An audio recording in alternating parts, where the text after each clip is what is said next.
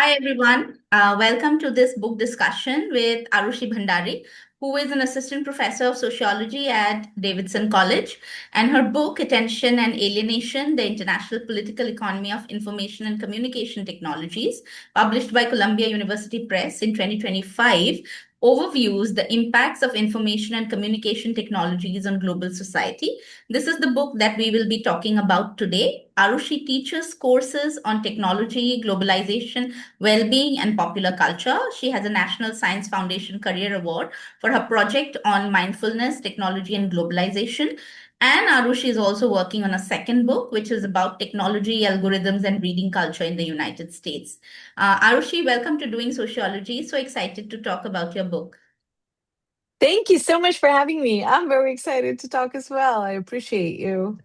So let me start by asking you first about what motivated you to write Attention and Alienation. And what was this theoretical gap that you see in existing discussions of digital technologies, which made you think about the ICTs through this lens of the international political economy? Yeah, so it started with like work I was doing on my dissertation, which was very much couched within like international development. So I went to a program where international development was a big subfield. And, from the US perspective, whenever you look at global like things, it's grouped into specific areas of study. So international development was where I was starting from, but increasingly, like throughout my graduate training and later in the construction of this book, I found that a lot of my curiosities would always come back to the internet. Whatever I was talking about, right? Maybe I would be talking about food security in the world. Like I would find that I would be assessing that question through the way that I saw the world mediated through internet and social media and digital technologies. And even the way I became curious about society and like social realities always since I became very online at a very small, like when I was 11. And now maybe kids are online younger than that, but back when I was growing up that was rare. Like you didn't get so online so early in your life because it was just emergent, right? And so like I was holding back a lot of my analysis because the analysis ended up being about the way we exist online. And the work I was doing was on international development. So there was a disconnect.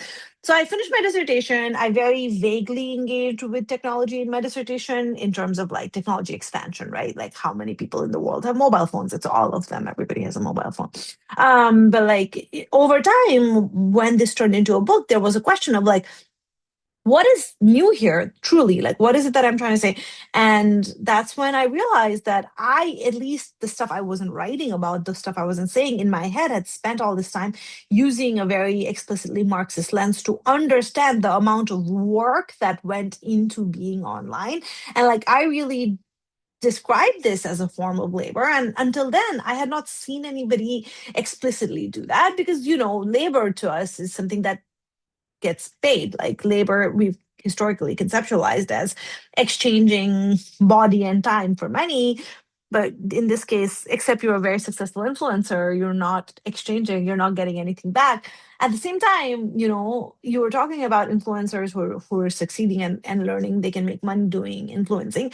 For every successful influencer who makes money being on the internet around the world, there are hundreds that make the same amount of content, spend the same amount of hours, that have no views, that are not supported by the algorithm, right? So all of that work is unpaid. And even if you're just somebody that scrolling is labor because like whenever we are at the whim of the algorithm, our emotions become tied to whatever we're seeing, and the algorithm knows that. And there's a lot of research now that shows that like algorithms intentionally show emotionally charged content that makes us more likely to stay online, that the algorithm's job is to stay online and to have people stay online. So in this process it becomes that we sometimes lose our agency, and a lot of the times we're using the internet, our data is being collected, our time, right? Our time is being captured and then repackaged and sold for various purposes, including like it can be something simple as marketing, or it's sold to like governments for like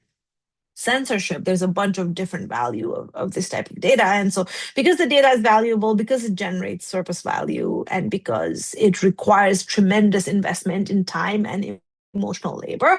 I'm adding to the literature this idea that, like, hey, like, scrolling isn't just entertainment, although it's been packaged as such. It's actually a form of work because it generates surplus value. And, but the difference is that it's unpaid. So, like, most people don't make money off of that. Interesting that you mentioned that, and I want to talk about first alienation, because this is a concept Yeah. often associated with Marx and classical Marxist theory. So, how does this help Yeah. us understand the dynamics of digital capitalism today? That's one of my favorite questions. And I really love thinking about that. And I think the whole reason I wrote this book in this way was because I was feeling very alienated in this very new way that didn't make sense, right? It's more than, a lot of the time social psychologists define alienation as like mental illness, but that's not really what it is, right? In Marxist definition, it's a form of reproduction of industrial capitalism in his conception by keeping workers at a state of unfulfillment. And in the context of factory work, that unfulfillment came in a very different way. So this to me is an important contribution of this book, because in factory work people felt alienated because they were put, and this I'm talking about it in past tense, but it still happens, right? People work in factories. In factory work, people are siloed to like a specific task. Like you might just spend all day hammering on a piece of nail on a piece of cardboard, and that creates this sense of like unfulfillment, because we're human beings. What describes our species essence is creative work, like first thinking about what we want to do and creating. So when you're just doing a monotonous task in a factory, you can feel very disconnected from other people and yourself, and from, most importantly, the creative act. And in this process, the capitalist successfully sort of prevents, in Marxist conception, workers from sort of talking together, creating bonds, and overthrowing the ruling class. Now, when you come to digital capitalism, it's a flip on the script around the sort of alienation from the creative self, because historically the creative self is stifled. If you look at factory conditions or industrial capitalism, the creative self is stifled. You're discouraged from thinking and being creative. But in digital capitalism, what is a big innovation from the capitalists is that now people are given free range to express their most creative selves, and that is exhausted and packaged and sold. And so that creates, you feel like you're doing so much, you're so on, you're around so many people, but in reality it's just you and your phone. The people are like just like avatars of like texts, and you're spending all of this time creating, like that's what we call, right, content creation, or like creating a post, making it's all of these like creative things that people weren't allowed to do in a factory setting or industrial setting. But then there is the pressure to do so much of it, to get all the likes, to get all the followers. It's that, but in a sphere of competition that is also isolating, because even though it feels like you're with other people, you're really just by yourself looking at a screen that is designed to make you feel horrible. And people keep trying, people keep posting, people keep doing creative. So, like, the innovation goes from, instead of stifling the creative instinct, monetizing the creative instinct to the detriment of the internet user. And that creates this new sense of alienation that people are exhausted, right? People are just simply exhausted. That really does feed into a lot of other things in the world, where like people have less energy to resist systems of oppression because they have spent so much of their energy and creative spirit just being on the internet. It is an exhausting and lonely experience. And so that to me is what modern digital capitalist alienation looks like. Again, very interesting, but also quite scary at the same time, and it resonates in a very different way. Much of the current discourse also focuses on the attention economy. So, how does your book sort of, contribute to that framework?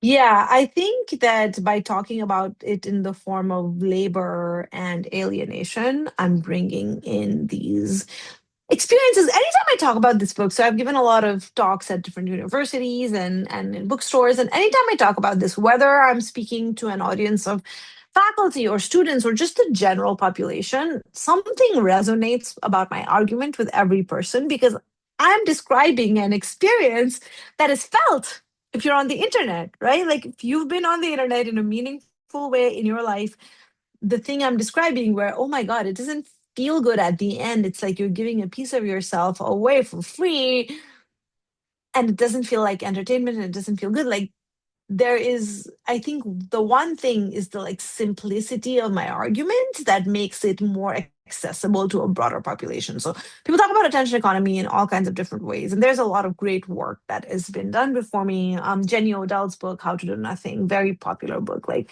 sold a ton of copies, where she talks about the attention economy very explicitly, but she's talking about it in terms of how can we be more creative about resisting the screen, versus I am describing how, in order for modern global capitalist system to exist and continue to thrive, it requires us to be on the internet. It requires us to feel this alienation, just like industrial capitalism needed industrial capitalism's version of alienation to reproduce itself. Digital capitalism is how, like, these large global corporations and major global, like, countries that have power, hegemonic nations, are holding on to power because of this, what feels like simple, unthought of, easy time that we spent on the internet, that is propping up the entire global economy in some capacity, right? Like, that it's become very necessary that we broadly, the internet using public, is mindlessly engaging in this process. That thing itself props up largely the world capitalist system. So my intervention is that, hey, this isn't just bad for our health, or this isn't just like a new way of doing capitalism. Those things are very deeply interlinked, and they're done through what, if you can conceptualize it in Marxist terms, they're done by making us do a bunch of emotional labor all the time, and like spend all of our time to make money for tech companies and not for ourselves. And like, these, the ways I think I see myself as a synthesizer, like I bring together different perspectives at different levels of analysis. So my book very much intentionally has a theoretical level, a global level, an individual level. Like, I see myself as bridging these to see, like, these are all connected processes. Us feeling bad when we use our phones are connected to war in the Middle East, connected to AI, connected, obviously connected to AI, connected to the hegemonic transitions that might be happening at the global level, that these are all part of how I conceptualize late stage capitalism. And when I say late stage, you can mean a bunch of things, right? To me, lateness is really about, like, you can think about it climatologically, where like the planet is sort of very at its capacity, be above and beyond, and capitalism has really caused like rapid decline in quality of life around the world. Like, really does feel like human beings only have a couple of 100 years if you look at some more optimist measures. To me, the lateness comes from that, like, either the species is going out, like, we're done, or we have to figure out a new system that's not capitalism, right? I think that I don't think there's a third option at this point in time. Like, we're either like, all right, let's use it all, let's get all the data centers, let's make a bunch of AI slop and go out, or figure out a way to coexist in a different way. And I think that, like, harvesting people's emotional labor and data is the last ditch sort of effort, and AI after that is the last ditch sort of effort to continue capitalism in the way that it's always existed. And I don't think it's going to be successful because of the things that I'm writing about. Right. Uh, so the other thing is that you look at the information and communication technologies, and you talk about Nepal, generally a country that you don't get to hear a lot about in this context. So, how do you see these relations between the state, international, borders, firms, and regions shape the infrastructures and governance of digital communication? That's a very good question. Infrastructure and governance, specifically in like what kind of quality of internet is available and how governments reinforce that. Can you be a little bit more specific? So I have many answers, but I want to know which one to pursue. perhaps what you feel would be the most interesting from the perspective of someone who, has a bird's eye view of Nepal, but now also is in the US. So what do you think, strikes you more as not an academic, but someone who, looks at it from a first person point of Yeah. view? Okay, well, that's very interesting. I mean, I wish I was really excited to go do field work in Nepal. Right now, I was supposed to be doing that. That would have been very interesting because I wanted to see what things are like right now in this moment. But historically, in Nepal, the governments have always worked with and outside of the internet. So in my book, I specifically talk about the first authoritarian shutdown of information systems that happened when Nepal had the first revolution, not the one last year, which again is very interesting technologically, I think. But we can come back to that. In 2006, we had our revolution where we transitioned from a monarchy to a democratic republic, and I was in Nepal at the time. I moved to the US in 2018, so like I have written firsthand accounts of what that experience was like because it's very interesting to revisit because it was such a profound moment of time in my country because we had a series of unconnected things also that were very crazy at that time. The royal massacre, where everybody in the Nepali palace was murdered by the crown prince, and there's all of these like conspiracy theories that the authoritarian brother who took the king's place, this conspiracy theories that like he was responsible, but like never substantiated. But he was a very unpopular king, and I remember, and then I've since corroborated this through research, but I just remembered very personally, like people being very angry the day he shut down cell phones. So this was 2004. Phones were just becoming sort of popular in Nepal, because it's like really, if you look at any historical data on internet and phones, it really starts on 1990. And by 2004, I had a phone just like a text and talk cell phone in 2015, but I had internet long before that. I had internet in 2001. And like, so when the king shut down the internet, I had a meltdown because I was a very online person and I couldn't deal with it. But people were like, whatever, nobody was using the internet really. But when he shut down the cell phones, everybody got really angry. And so people that were previously on the sort of monarchist side also moved over to at the time it was the Maoists leading the revolution, to the Maoist side, because they were like, how dare he shut off our cell phones? Like that was such an enraging point. I just remember living this, but then, when I was doing research for this book, I was like, was that just like people I was around? Like, was it just my community that reacted? But no, it turns out like that a bunch of people have looked at this analytically, and that one of the reasons for Ganymede's downfall was the shutting down. So now that is the historical context. Fast forward 20 years, my God, to last year, right? Like fast forward 20 years to 2025, an almost replicate situation happened in fast motion. So like this was obviously the Maoist revolution was organized for a very long time. It was going on for decades before it came to a head. But we had last year a spontaneous revolution that is almost more similar to the Arab Spring revolutions that happened in 2012, which are also connected by a lot of scholars to the internet, right? So somehow comes down to the internet. So when the Nepali protests happened last year, and when we had our spontaneous revolution within a week, the first news sources that were coming out globally, at least in the US, the way I was receiving it, were all like, "Oh, Nepali Gen Z do a protest because of a social media ban." So they were framed as though like kids having a tantrum because the government shut down social media, which again, like historically, is very interesting because it reminds me of how grown-ups were very angry at the time because the king shut down cell phones, right? But you dig deeper into the Nepali context, and now social media has evolved so much that it's not so simple. Like the explanation for 2006 still is that the king shut down cell phones and people got mad. Like that was the simple explanation. And obviously it wouldn't have happened if the Maoists weren't like politically organizing for decades before that. And so a lot went into that, but like the phone was sort of this last minute catalyst that really helped the cause. In this case, social media now is so complex in terms of what goes on in there.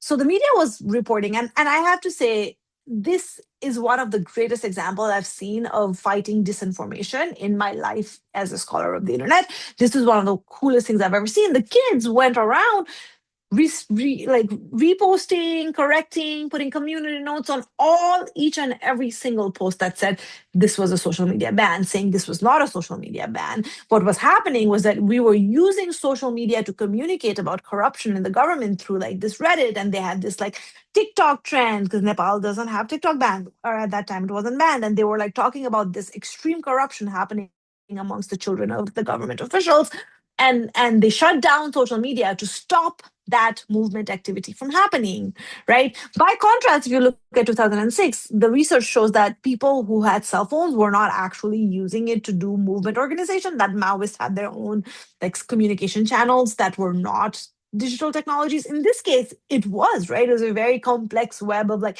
Reddit and TikTok and Twitter where kids were like communicating and trying to expose the corruption. And so the ban wasn't the government said they banned social media because it was frying the kids' brain or something. But the ban was a counter revolutionary tactic that the government did because they were afraid about all of these expositions that were coming out. So what happened was the Gen Z were then like, okay, because in the Kathmandu city is so close knit and very easy to sort of communicate, they were like, how about we all show up at Maitigar and in person and take this movement to the streets because they've shut down social media. And when they did that, when they took the movement to the street, the government aggressively just shot 20 kids, and then many more people died. And then so there were that ignited a 48-hour response where within the next couple of days and by the week, like politicians were being dragged out of their homes, they were being excluded. Like we had a spontaneous revolution, and that not being there and witnessing it and having written about the old one and seeing this happen now is truly one of the most fascinating things I've ever seen in my life. And then they held a Discord election, which is also very interesting to me because, people were very annoyed at the time, at least like people that I communicate with. They were like, what are they holding a Discord election for? And then they elected Sushila Karki. Fun fact, the guy who was like second, Rashtra Bimochan, was a classmate of mine who almost became the like Discord prime minister. But like Sushila Karki was elected and everybody was very critical for various reasons. But she was like, I'm going to hold elections in 6 months. And she did. She literally did it. We had elections. We just succeeded, right? So it's very interesting for me to see how the like authoritarian response to social media and historically cell phones have now caused two different versions of revolutions in within a 2 decade span in Nepal. Like to me, people don't talk about this enough. I'm like people talked about Nepal the most when the revolution last year was happening. I've never seen Nepal on my algorithms this much before, right? Even though I am Nepali, there's like these like big accounts posting about it. It was very cool. Like it was nice to be seen. Right. Sorry, that was a long answer to your No, question. no, no, that's okay. Last question. How do Yeah. emerging developments such as AI, algorithmic governance, and platform regulation reshape this political economy of attention? I know you're working on a second book, but if you could just briefly also tell us what you think about it. Yeah. So my second book is not about it's not about AI, even though everyone thinks I'm writing a book about AI. I am engaging with AI a little bit. My second book is about popular books that people read in the US and how technology and algorithms mediates that experience because it's connected to a bunch of different things globally. But thinking about AI and global governance, I really do think that the brunt of AI development and operations I don't know what's happening in China, but like it's mostly concentrated in the US right now. And while the technology is fine, like I think it does what it says it can fairly well, I don't think that its current iteration, where you were talking about like platform regulation, right? It's like completely unregulated. And the way in which it's existing as a completely unregulated technology, at least here, to me shows a bunch of warning signals for how it's not sustainable. Like it's going to crash. This whole ecosystem of AI is going to crash because anyone can use AI for any reason, and people are using it way too much. And I see people in Nepal thinking about it in terms of global development, right? I see like cousins and stuff in Nepal who are like posting at 3 in the morning saying, "Oh, I can't talk about this to anybody, but I talk to ChatGPT in the middle of the night." ChatGPT is OpenAI, Sam. Altman's company is very deeply involved in funding various regime efforts in the US. And it is in right now it's the biggest. It's the biggest. There's a lot of different types of AIs, and like people do use Cloud and Gemini a little bit. I don't know a ton about what type of AI infrastructure China is developing or other countries are developing, but I know that like the center of this is in the US. And like the content that's coming out of it is frankly terrible. Like that's where, because I have not formally looked at this in like analytical capacity, but I hadn't formally looked at internet analytically until I was, and I had already been thinking about it for decades before I wrote this book, right? So now I'm giving you the same sort of framework of observation, which is just by virtue of being online, I can see that the vast majority of AI use is not really going towards, even like not even thinking about my worldview and my goals, right? It's certainly not going towards like making the world a better place or improving social relations. It's also not really going towards what like economically like more conservative person would want, which is to generate fluid revenue. That's not even happening because most of it is just like people using it for boring reasons, and companies trying to make the sort of influencer accounts based on AI content, right? That's the explosion. If you go on the internet today, if you go on TikTok, which now is owned by the US, or if you go on Twitter, it's a bunch of efforts from small to medium-sized enterprises to create content generated by AI that brings in more attention. But what happens from the attention economy perspective is that it's all boring and terrible and nobody wants to look at it. And when nobody wants to look at it for long enough, that is all going to not be profitable. The reason the internet was so profitable, or the attention economy, social media was so profitable, was the content was interesting. It was being curated by people, and people really liked seeing that, right? By contrast, the AI stuff is frankly just, it's not stimulating in good or bad ways. A lot of it is just shitty. Like there are people who are really into it, but I don't think that the intrigue of it sustains and scales to maintain the same level of intrigue that like human curated social media had. And that alone to me is going to result in a crash, right? Like I don't think that it's like not a viable capitalist solution in the way that they're propping it up to be right now. And then I don't know what happens when the AI market crashes, because the technology is fundamentally interesting. I think it's interesting because what it can do is interesting and scary maybe to some people, but to me it's interesting. I think at that point, maybe, because I'm a forever optimist, I'm like, then maybe we think about regulating. You mentioned platform regulation. I'm very interested in that side of things. It's like, how can we then recreate not just an AI, but an entire digital economy infrastructure that is not even an economy? Let's say, like, if the Telecommunications Act in 1996 had not passed in the US, the internet would not be a for profit entity. And I don't think it should be, like, period, right? Like, I always give examples of like Wikipedia as a very good positive example of what the internet can look like. It's not for profit, it's democratically maintained. People don't really get they don't get likes and followers for doing a good job on Wikipedia. They just get a feeling in their heart that they did something nice and contributed to society.